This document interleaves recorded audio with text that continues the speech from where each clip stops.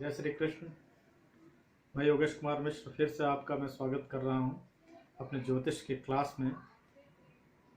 हमने अभी तक ये जाना कि अलग अलग भावों का क्या महत्व है, किस भाव से क्या देखा जा सकता है और ग्रहों का स्वरूप, आपस में उनकी मित्रता, शत्रुता और किस राशि पर किस ग्रह का आधिपत्य है, किस राशि के स्वामी कौन है।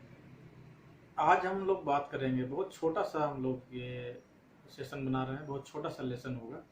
इसमें हम लोग ये जानेंगे कि किस राशि में कौन सा ग्रह उच्च का होगा और नीच का होगा। पहले हम ये समझाने की कोशिश करते हैं कि उच्च और नीच क्या होता है। उच्च और नीच होता है व्यक्ति का पोजीशन, जैसे कि आप किस जगह पे अच्छा महसूस करते हैं, आप शक्तिशाली हैं, और कहाँ पर आप बिल्कुल कमजोर हो जाते हैं।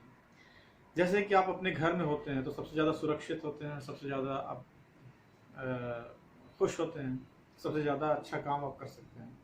एक कंड्यूसिव इन्वायरमेंट जहाँ पे भी जहाँ आपको अच्छा लगता हो, वो घर, वो स्थान, वो आपका उच्च का स्थान माना जा सकता है। जहाँ पे भी आप सबसे अच्छे से काम कर सकें, आपको सारी सुविधाएं हों, ऐसे जगह को उच्च स्थान कहा जा सकता है। इसके बाद एक होता है एक अपने घर में। एक अपने घर में भी जब व्यक्ति रहता है तो भी अच्छा होता है। एक ऐसा भी जगह होता है जो मित्र की राशि में होते हैं। जैसे आप मित्र की राशि यानी मित्र के घर में हो या मित्र के साथ हो तो आपको कैसा महसूस होगा? जाहिर सी बात है, आपको अच्छा महसूस होगा। तो जब आप मित्र के पास होते हैं तो वो भी एक अच्छी अवस्था है। लेकिन सबसे अच्छी अवस्था वो होती है कि जिस स्थान में आप सबसे अच्छा काम कर सके, सबसे ज़्यादा आप अपने आप को आरामदायक महसूस करते हो, ज़्यादा इक्विप्ड यानी कि ज़्यादा आपके पास सामग्री हो, आपका जो भी काम है, जो भी आपको काम करना है, वो सारी चीज़ें वहाँ पर उपलब्ध हो, ऐसा माहौल जहाँ से आप बेहतरीन काम कर सके, वो राशि, वो स्थान, वो उच्च की राशि कही जाएगी।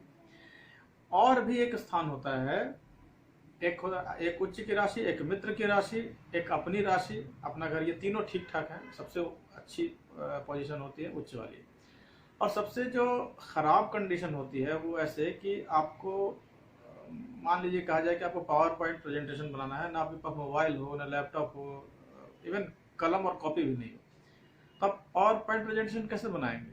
या कोई भी ऐसा काम जिसके लिए बहुत सारी सामग्री लगती हो, बहुत सारे आदमी की जरूरत हो, और आपको कुछ भी न दिया जाए, ऐसे स्थान पर आपको छोड़ दिया जाए और बोला जाए कि काम करें, तो आप काम निश्चित तौर से नहीं कर पाएंगे।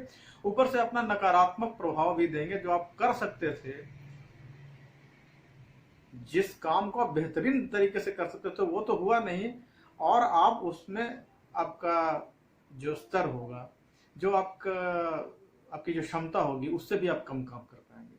तो आज हम लोग जानेंगे कि कौन सी राशि में कौन सा ग्रह उच्च का होता है और कौन सा नीच का होता है। इसमें मैं एक ट्रिक भी बताऊंगा जिसमें आप बहुत आसानी से उसको समझ जाएंगे। आइए, ये देखिए, हमारे सबसे पहले जो ग्रह हैं वो है हमारे सूर्य, उसके बाद चंद्रमा, मंगल, बुध, गुरु, शुक्र, शनि। ये बिल्कुल ही आपके जो दिन हैं, दिन के अनुसार सूर्य का रविवार, सोमवार, मंगलवार, बुधवार, गुरुवार, शुक्रवार, शनिवार और राहु केतु। तो हम ये जानेंगे आज कि सूर्य किस राशि में उच्च के होंगे। देखिए, एक होता है कि आप अपने घर में हो। जैसे सूर्य की अपनी राशि कौन सी है? वो है सिंह। तो सूर्य सिंह में सबसे ज्यादा मजबूत नहीं है। अब आप ये जानना चाहेंगे कि भाई आखिर क्या बात है कि सूर्य अपने राशि में ना होकर कहाँ तो मंगल की राशि में जाकर उच्च का हो रहे हैं। तो मंगल की राशि में जाके उच्च इसलिए हो रहे हैं क्योंकि सूर्य क्या है? राजा है। और मेष जो है मूल त्रिकोण राशि, यानी दो राशियां जो होती हैं, मंगल की, गुरु की, शुक्र की, तो उसमें दो राशियों में से एक साधारण राशि होती है, एक मूल त्रिकोण राशि होती है। तो मूल त्रिकोण राशि बहुत बेहतरीन, जो सबसे ज्यादा पावरफुल राशि होती है उनकी। जैसे कि आपका दो मकान है, एक 2 BHK है, एक पूरा बिल्कुल बंगलो टाइप का है, बहुत अच्छे पॉश एरिया में है, तो उसको आप क्या मानेंगे कि वो बेहतरीन आपका घर है, एक साधारण घर है। घर दोनों ही आपके हैं। तो सूर्य अपनी राशि में उच्च का नहीं हुआ, मंगल की राशि, क्योंकि ये राजा हैं, और राजा जब सेनापति के पास जाएगा तो वो पावरफुल हो जाएगा, इसलिए यहाँ पर उच्च के हैं। सूर्य मेष राशि में इसलिए उच्च के होते हैं क्योंकि सूर्य को चाहिए सेनापति, सूर्य को चाहिए, तो खुद पावरफुल है, लेकिन अगर पावरफुल एक व्यक्ति और मिल जाए, सेनापति मिल जाए, उनका मंत्री मिल जाए, तो सबसे शक्तिशाली कौन होता है राजा के पास? वो सेनापति ही होते हैं। तो सेनापति आपके मेष है, तो मेष सूर्य राशि में उच्च के हो गए। और इसमें 6 जोड़ दीजिए, यानी अपने से जस्ट 7वें राशि में नीच के हो जाते हैं, यानी कि शुक्र के घर में सूर्य नीच के हो जाएंगे। राजा है, पराक्रम करेंगे तो निश्चित तौर से उनका यश बढ़ेगा, लेकिन अगर भोग विलास के घर में चले जाएंगे तो क्या मिलेगा उनको? वो बिल्कुल अपना अस्त हो ही जाएंगे। चंद्रमा है, चंद्रमा वृष राशि में उच्च के होते हैं। वृष राशि किसका है? शुक्र का है। चंद्रमा स्त्री कारक ग्रह, स्त्री कारक ग्रह, इन दोनों का ये कॉम्बिनेशन बना और यहाँ पे ये उच्च के हो गए। और यही ये मंगल की राशि, मंगल की साधारण राशि में जाकर नीच के हो जाएंगे। 2 में 6 जोड़ दीजिए, 8 आ जाएगा। आपको ये पता करना है कि नीच कहाँ होगा, तो जस्ट उसमें 6 जोड़ दीजिए या 6 घटा दीजिए, यही होता है। अब इसमें चूंकि 6 घटाया नहीं जा सकता, 6 जोड़ दीजिए तो आपका 6 2 8 वृश्चिक राशि में नीच के हो गए। मंगल शनि की राशि में, जबकि मंगल शनि के, अब यहाँ पर तो ठीक है, यहाँ पर बात तो जम गई, लेकिन मंगल शनि की राशि में क्यों उच्च के हो गए भाई? या तो सूर्य की राशि में होना चाहिए था, नहीं तो अपने घर में होना चाहिए था, नहीं तो किसी और के। तो इसलिए होते हैं शनि की राशि में क्योंकि शनि सूर्य के शत्रु हैं, मंगल के भी शत्रु हैं, चंद्र के भी शत्रु हैं। तो मंगल कोई भी खिलाड़ी को अगर बेड पे छोड़ दीजिए आराम से खाने पीने और सोने के लिए, तो क्या मेडल ले पाएगा? मेडल लाने के लिए तो उसको युद्ध करना पड़ेगा, कुश्ती करनी पड़ेगी, शूट आउट करना पड़ेगा, या कुछ तो करना पड़ेगा ना। तो मंगल जब शत्रु की राशि में जाकर जब अपना तलवार भांजेगा, जब लड़ाई झगड़ा करेगा, उसके बाद वो उसका पराक्रम दिखेगा और उसकी सार्थकता भी नजर आ जाएगी। इसलिए मंगल शनि की राशि में मकर राशि में उच्च के हो जाते हैं। और इसमें 6 घटा दीजिए, 10 में से 6 घटा दीजिए तो हो जाएगा 4, यानी कर्क राशि में मंगल नीच के हो जाएंगे। बुध एकमात्र ऐसा ग्रह है जो अपने ही राशि में उच्च का होता है। तो ये कन्या राशि है। बुध है राजकुमार, तो राजकुमार को क्या चाहिए? खूब आज़ादी चाहिए। तो सबसे ज़्यादा आज़ादी कहाँ मिल सकती है? निश्चित तौर से अपने घर में सबसे ज़्यादा आज़ादी आपको मिल सकती है।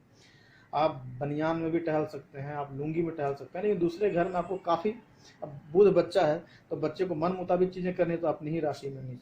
और नीच कहाँ जाता है? तो मीन राशि में। अब बच्चे को बोल दीजिए पढ़ने लिखने के लिए सबसे ज़्यादा उसको समस्या वही होती है, खेलने के लिए कह दीजिए बहुत अच्छी बात है, लेकिन गुरु के यहाँ जब जाएंगे, गुरु बुद्धि देंगे, नहीं तुमको डिसिप्लिन से रहना है, धार्मिक रहना है, ऐसे रहना है, वैसे रहना है, बच्चे को कठिनाई होती है, यहाँ जाके ये खराब फल देते हैं मीन राशि में।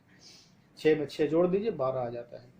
गुरु कर्क राशि में, कर्क राशि किसकी है? चंद्रमा की। तो चंद्रमा की राशि में गुरु उच्च के हो जाते हैं, और चंद्रमा और गुरु मित्र भी आपस में। और मकर राशि में यानी शनि की राशि में जाके नीच के हो जाते हैं, क्योंकि गुरु हैं और ये मकर शनि के, शनि क्या है? मलेच्छ हैं, या ये कह लीजिए कि पाप ग्रह हैं। तो सबसे ज्यादा पापी ग्रह माने जाते हैं। तो पाप घर में गुरु बैठेंगे तो गुरु की शुभता तो चली जाएगी। इसीलिए वो यहाँ पर चंद्रमा क्या है? एकदम दीप्तिमान, एकदम उज्जवल, सौम्य ग्रह। सूर्य के घर में भी हो सकते थे, लेकिन नहीं, चंद्रमा के घर में वो। क्यों? क्योंकि चंद्रमा सौम्य है, खूबसूरत है, और पुण्य प्रदाता है, शिव जी का उसके पास संगत है, आदि आदि जो भी है। तो गुरु यहाँ पर हो गया आपके उच्च के। शुक्र मीन राशि में उच्च के हो जाते हैं और कन्या में जाके नीच के हो जाते हैं। अब जो सोचिए कि शुक्र तो गुरु को शत्रु नहीं मानते, लेकिन शत्रु शुक्र को शत्रु मानते हैं, ये सब मानते हैं। तो शुक्र क्या है? ज्ञान का कारक है। ज्ञान का कारक, और ज्ञानी के घर में चला जाएगा तो वो अपना और ज्यादा डबल उसका ज्ञान हो जाएगा, इसलिए कंफर्टेबल फील करते हैं। और 12 में से 6 घटा दीजिए तो 6 होता है, और जस्ट इसके 7वें राशि में कन्या में नीच के हो जाते हैं। ये बुध की राशि हो गई कन्या।